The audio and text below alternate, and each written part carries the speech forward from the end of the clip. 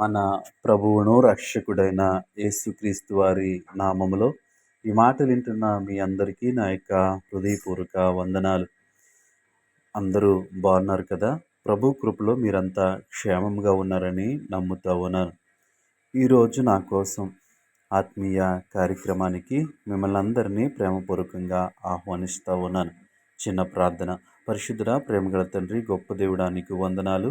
ఈ ఉదయకాల సమయంలో నీ మాటలు వినటానికి ఆశ కలిగి ఉంటుండగా వాక్యం ద్వారా మా అందరితో మాట్లాడమని యేసు నామములో అడుగుచున్నాము తండ్రి. ఆమేన్. దేవుని వాక్యము యోహాను సువార్త 5వ అధ్యాయము 6వ వచనము. యేసు వాడు పడియుండుట చూచి. ఈ వాక్య భాగాన్ని మనము పరిశీలన చేసినప్పుడు అనేక సంవత్సరాలుగా అక్కడ పడి ఉన్నటువంటి అనారోగ్యంతో ఉన్నటువంటి వ్యక్తిని దేవుడు చూసినట్లుగా మనము గమనిస్తూ ఉన్నాం. ఎన్నో సంవత్సరాలుగా తనకున్నటువంటి ఆ బలహీనత చేత అక్కడ బాధపడుతున్నటువంటి సందర్భంలో మనము చూస్తున్నాం. యేసు వాడు పడియుండుట చూచి. ఎన్ని సంవత్సరాలుగా అక్కడ పడి ఉన్నాడో యేసు వాడిని చూచాడు. యేసు అతనిని చూచి అతనిని స్వస్థపరచటానికి ఇష్టపడతా ఉన్నాడు. అతన్ని బాగు చేయటానికి ఇష్టపడతా ఉన్నాడు. అయితే ఈ ఉదయకాల సమయంలో ఈ మాటలు వింటున్న ప్రియ సహోదరి సహోదరుడా, నీవు నేను పడిపోయిన స్థితిలో, నీవు నేను నలిగిపోతున్న స్థితిలో, నీవు నేను సహాయం కోసం ఎదురు చూస్తున్నటువంటి స్థితిలో ఉండగా నాకెవరు సహాయము చేసేవారు లేరు, నన్నెవరు పట్టించుకునేవారు లేరు, నన్నెవరు చూచేవారు లేరని మనం నిరాశ పడిపోతున్నట్లయితే, మనము బాధ పడతా ఉన్నట్లయితే, మనము దిగులు చెందుతూ ఉన్నట్లయితే, ఉదయకాల సమయంలో దేవుడు వాక్యం ద్వారా మనతో మాట్లాడుతూ ఉన్నాడు. యేసు వాడు పడి ఉండుట చూచి అనేక మంది ఆ స్థలంలోనికి వచ్చి స్వస్థత పొందుకుని వెళ్ళిపోతూ ఉన్నారు. ఏ ఒక్కరు అతన్ని పట్టించుకోపోవచ్చు, ఏ ఒక్కరు అతనికి సహాయము చేయలేకపోవచ్చు. కానీ దేవుడు, ప్రభువైనటువంటి యేసుక్రీస్తు వాడు పడియుండుట చూచి, అతను పడి ఉండటము దేవుడు చూశాడు.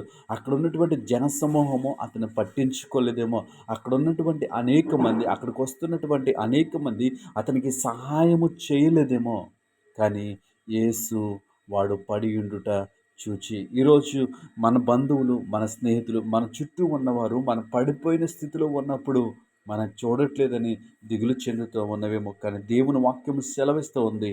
అతను పడి ఉన్నటువంటి స్థితిలో ప్రభువు అయినటువంటి యేసుక్రీస్తు అతనిని చూసి అతనితో మాట్లాడినట్లుగా మనము చూస్తూ ఉన్నాం. అంత మాత్రమే కాదు, దేవుడు తన జీవితంలో గొప్ప అద్భుతాన్ని చేసినట్లుగా మనము చూస్తూ ఉన్నాం. అతని జీవితాన్ని మార్చినవాడు, అతని పరిస్థితులను మార్చినవాడు, తనకున్నటువంటి ఆ యొక్క బలహీనతల్లోంచి బయటికి తీసుకొచ్చినవాడు.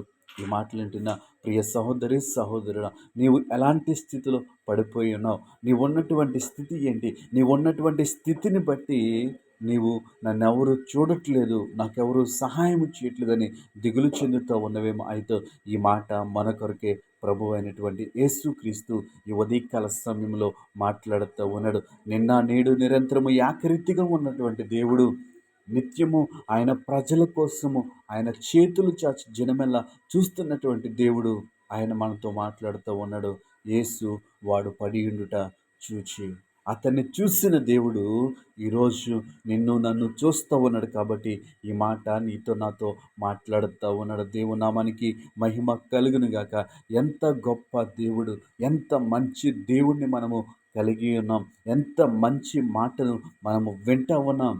ఈరోజు నీ స్థితిని ఎవరు చూడట్లేదని, నీ పరిస్థితిలో నేను ఎవరు పట్టించుకోవట్లేదని నీవు అనుకుంటున్నావేమో, దిగులు చెందుతున్నావేమో. దేవుడు వాక్యం ద్వారా మనల్ని బలపరుస్తూ ఉన్నాడు. వాడు పడి ఉండుట చూచి. ఎవరు చూశారు? యేసు ప్రభు వారు చూశారు. సర్వశక్తివంతుడు, సర్వాధికారి, నిరంతరము గొప్ప కార్యములు చేసేటువంటి దేవుడు ఆయన్ని చూశాడు, ఆయన జీవితాన్ని మార్చాడు. ఈరోజు మన జీవితాలను కూడా ఆయన మారుస్తాడు, మన పరిస్థితులను కూడా ఆయన మారుస్తాడు, మన బ్రతుకులను కూడా ఆయన మారుస్తాడు. ఆయన చూస్తున్నాడు నిన్ను నన్ను. మనమున్న స్థితిలో నుంచి ఒక ఉన్నతమైన స్థితిలోనికి ఆయన నడిపిస్తాడు. అట్టి విశ్వాసమును దేవుడు మనకి అనుగ్రహించునుగాక. ఆమేన్.